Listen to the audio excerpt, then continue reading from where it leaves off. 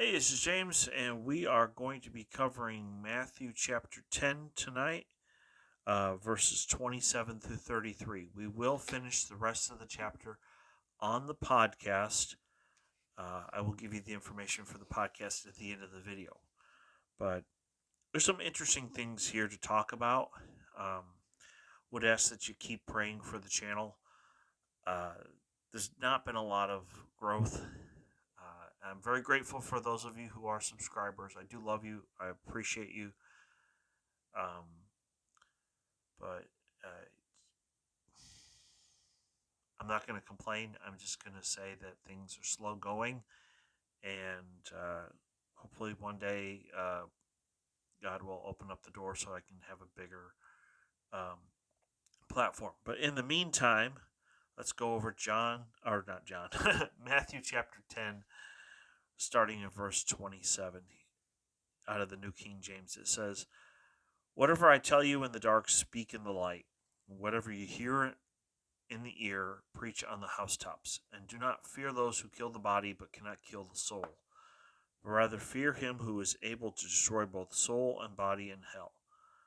Are not two sparrows sold for a copper coin, and not one of them falls to the ground apart from your Father's will? But the very hairs of your head are all numbered. Do not fear, therefore, you are of more value than many sparrows. Therefore, whoever confesses me before men, him will I also confess before my Father who is in heaven. But whoever denies me before men, him I will also deny before my Father who is in heaven." So, if you know the channel, we have 3 points, and here is point number 1. So unfortunately, some are going to die for the faith. Now, I'm going to turn over to my Kindle app and read from R.C. Sproul's commentary. He said, "Jesus said we should fear the one who is able to destroy both soul and body in hell. Was he speaking of the devil? No. The devil cannot touch a Christian soul. The only one who can throw a human being into hell, body and soul, is God. Clearly, we should have a healthy reverence for God's power. However, for the most part today, there is little fear of God in the Western world. There is no godly sense of awe and reverence before our Maker. Yet, the fear of the Lord is the beginning of wisdom." That is Psalm 111, verse 10. We need a healthy fear of God, not men. And then, of course, in the ultimate commentary, on page 838, it says, "To excite his disciples to despise death, Christ employs the very powerful argument that this frail and perishing lift ought to be little regarded by men who have been created for a heavenly immortality. The statement amounts to this, that if believers will consider for what purpose they were born and what is their condition, they will have no reason to be so earnest in desiring an earthly life. But the words still have a richer and fuller meaning, for we are taught by Christ that the fear of God is dead in those men who, through dread of tyrants, fail or fall from a confession of faith, and that brutish stupidity reigns in the hearts of those who, through dread of death, do not hesitate to abandon that confession." Okay, it's kind of tough, point number 2, there is a real hell.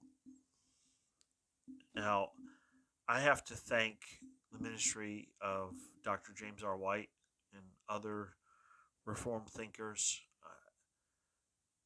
I mean, in 2010, I actually further back, 2008, I read Bishop Carlton Pearson's book, The Gospel of Inclusion. And then later on, I read Rob Bell's book.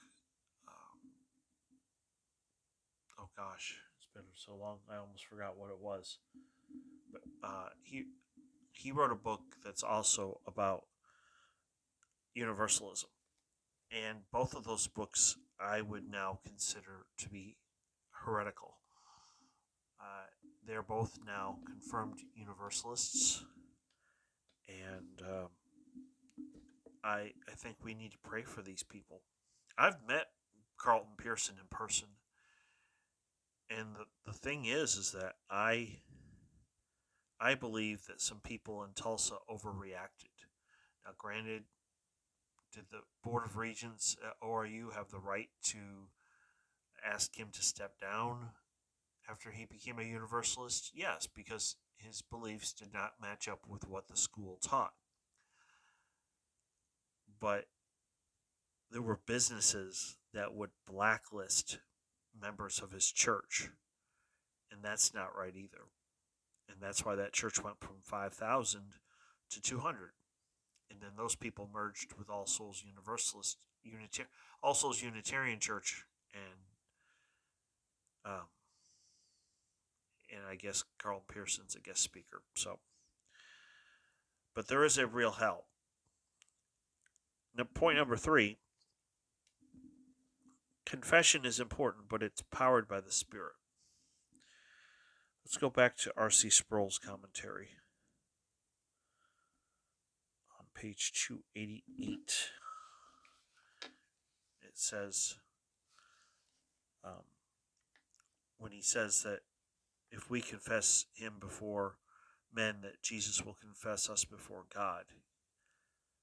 This is what Dr. Sproul had to say. This is glorious news. Imagine you are in heaven, the books are open, the trial is set to begin, and you are standing there in fear. Everything you have done in secret is about to be made manifest. Your record will certainly condemn you.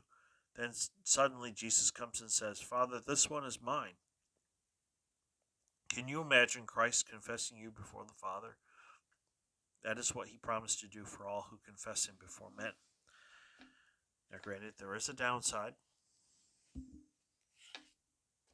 There is a very bad downside. But there's something I want to point out, and it's huge. And I'm going to put the verse up here. 1 Corinthians 12:3 says this: Therefore I make known to you that no one speaking by the Spirit of God calls Jesus accursed, and no one can say Jesus is Lord except by the Holy Spirit.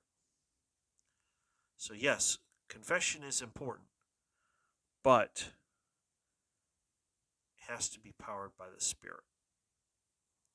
What we do, everything we do, we have to trust on God working in us and through us. We don't do this on our own. Anytime we try to do it on our own, it isn't going to work. So, now I understand that I could have talked a whole lot more about hell and some of these other topics, but I try to keep the video short and sweet. But truth is, some will die for the faith. Now, here in America, the chances of that happening are probably about the same as me winning the lottery. However, understand that the more secular our society becomes, the more that it will be not welcoming of the Christian faith, and it is growing more and more hostile to the Christian faith. That's just the way it is. And you have to be prepared in the back of your mind. There's a small chance that you could end up dying for the faith. There was a young lady in Columbine that, I mean, those two young boys that did that were evil, just straight up evil. And they asked the young lady if she was a Christian. She said yes, and they shot her. That's just wrong. But it could happen. It could happen, and you have to be prepared and ask God to give you strength. There is a real hell. I didn't even read the verse earlier, and I apologize. I'll read it now. It's Revelation 21:8. It says, But the cowardly, unbelieving, abominable, murderers, sexually immoral, sorcerers, idolaters, and all liars shall have their part in the lake which burns with fire and brimstone, which is the second death. Hell is a real place. And since we don't know who the elect are, our job is to fulfill the Great Commission and to share our faith with others. And last, but certainly not least, confession is important, but it has to be powered by the Spirit. So I would encourage you as we finish up Matthew chapter 10. We will do that on the podcast. Put that information up here. And just please continue to pray for this channel. I don't want to be YouTube famous just to be famous. I want to have a bigger platform so that I can have a more positive impact. I mean, we've got so much junk on the internet. We really do. There's so much junk on the internet. Why don't we have good, solid Bible teaching? You know, this is the standard right here. This right here is the standard for my life. And I want to be able to put good content on the internet, and I want to be able to encourage people and strengthen the faith of believers around the world. So, you know, the more subscribers we get, the more likely YouTube is going to promote the videos, and God willing, we'll see hundreds, if not thousands, of people get saved, and see those people that are Christians get stronger in their faith. So, anyway, we will do the podcast on Thursday. Love you guys, especially my subscribers, and we'll do another video on sanctification on Saturday. Until then, have a great week.